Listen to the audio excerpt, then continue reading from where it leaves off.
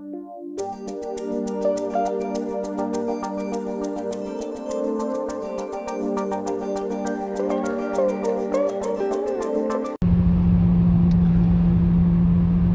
morning, everyone. Treasure Troller here from the partially mask-wearing militant state of Michigan.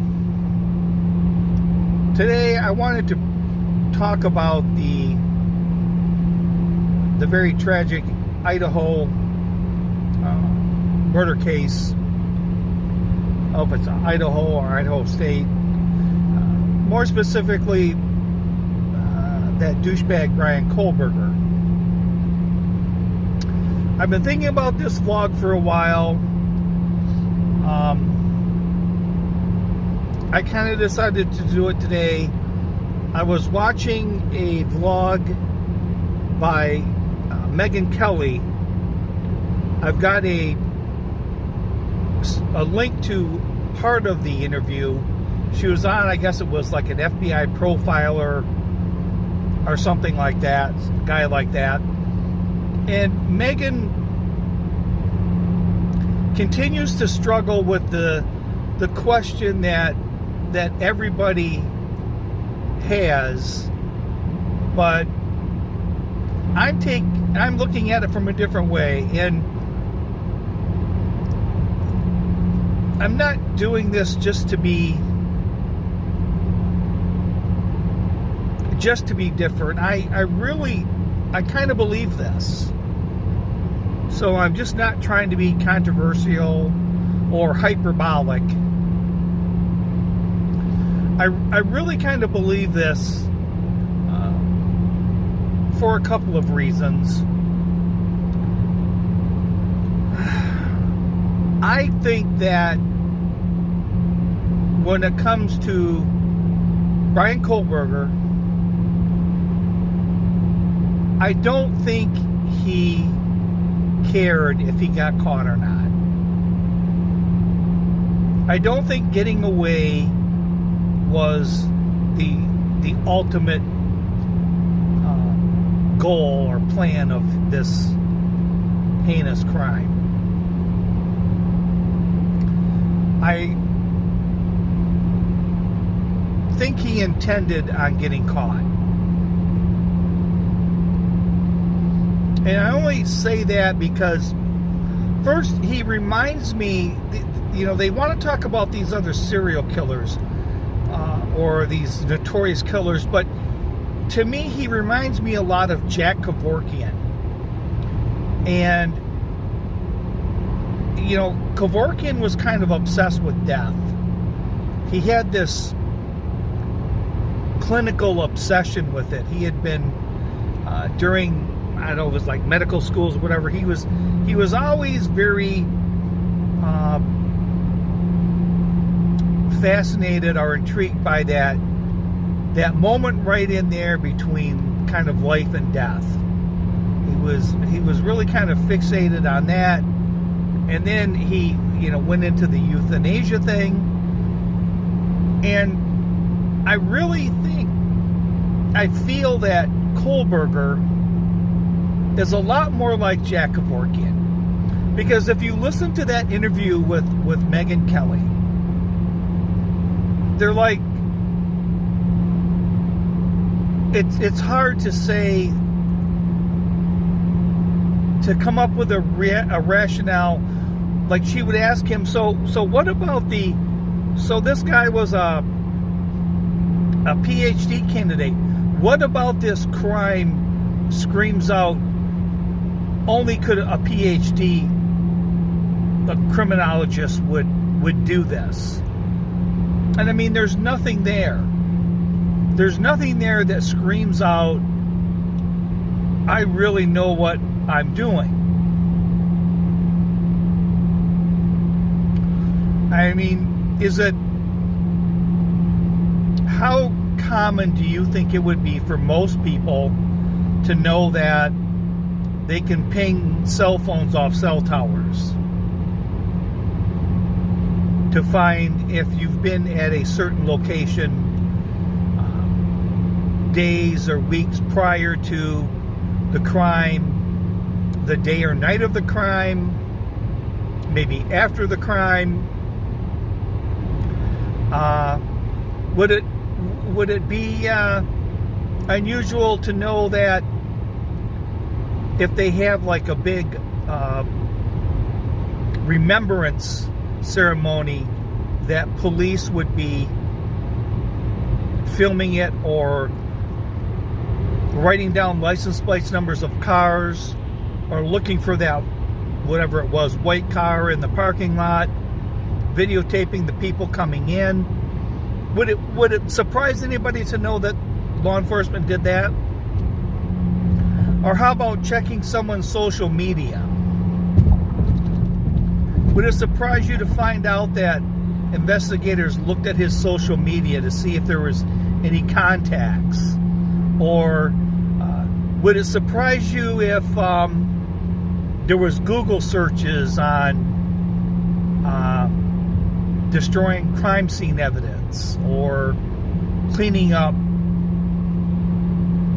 crime scenes or whatnot?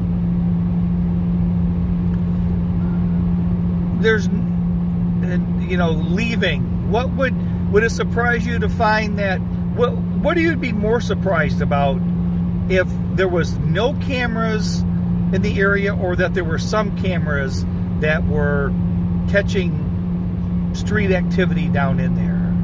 I mean, you would have to think that there was a lot of unseen cameras in that area.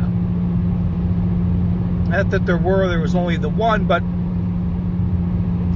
I mean, if you're a PhD student in criminology, you spent your master's degree program with, I guess, one of the top investigators, or someone that's been looking into notorious crimes or whatnot, and through your studies, you would have to know have to know that there is a very slim chance of getting away with this crime.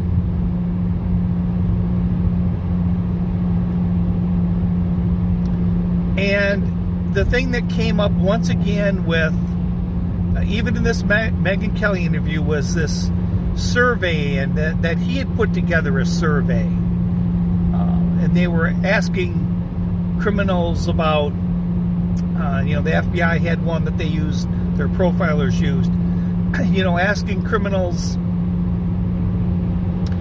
why this victim, why not this person,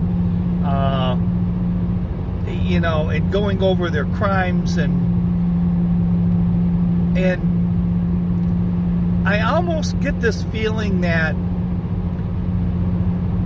this demented twerp kind of feels like the only thing that's really missing from these these profilers and investigators is someone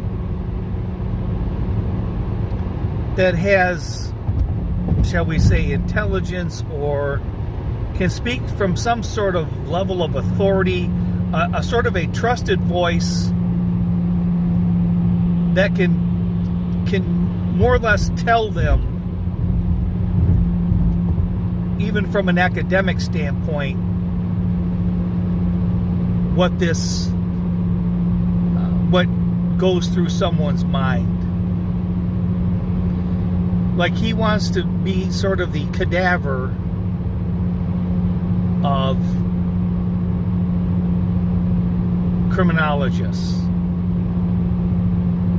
Everybody else is just the book. You see their pictures, their investigative reports, their history of, I just think of like some of these serial killers are kind of batshit crazy, and maybe can't speak on a higher level like Kohberger thinks he can. So he could be a trusted voice, almost the cadaver of criminology. What goes through their mind in a murder like this, and he can give them a clearer picture of things. I really think that he did this. I mean, not to say he wasn't, that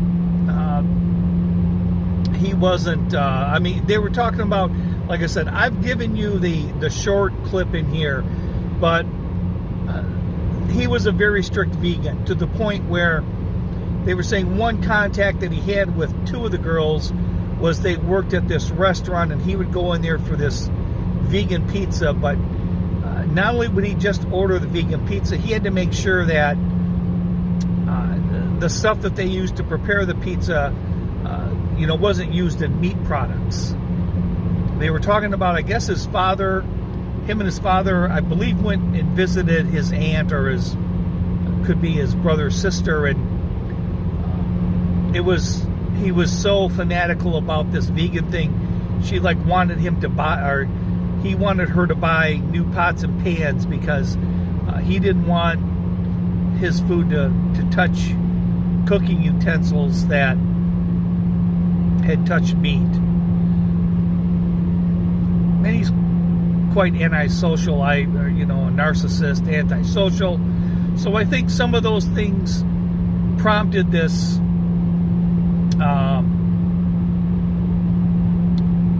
derangement as well, and maybe that's how they were picked out. I think he had to pick who he was going to do it, because that's part of the doctoral thesis as well, the surveillance and whatnot. So I just think that it's hard to say. It's the story just doesn't add up. The story doesn't add up that a PhD student would do this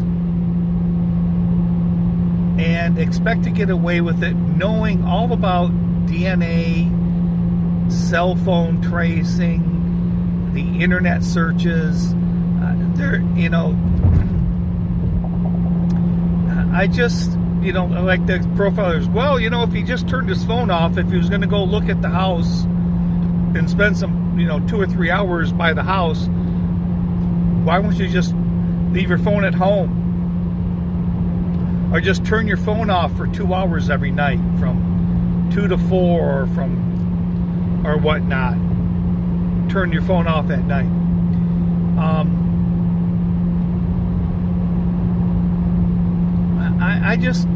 The story doesn't add up that this guy is a PhD student and made mistakes that a kid with a high school diploma would make. I got a feeling in the end, it's almost going to be this was his doctoral thesis, and now he wants to explain to people the emotions and whatnot that happened before, during, and after. I just don't think whether he got away with it or not wasn't important. Probably more important that he got caught so he can explain this. I don't know. It doesn't make sense to me. That's really the only thing that makes sense to me. There's nothing about motive. Nothing else about motive makes sense to me. When you consider the individual had the intelligence and also had the criminology background. The only thing that makes sense to me is that he wanted to get caught, and he wants to be some sort of cadaver for criminologists. So this is Treasure Troller saying aloha and good day.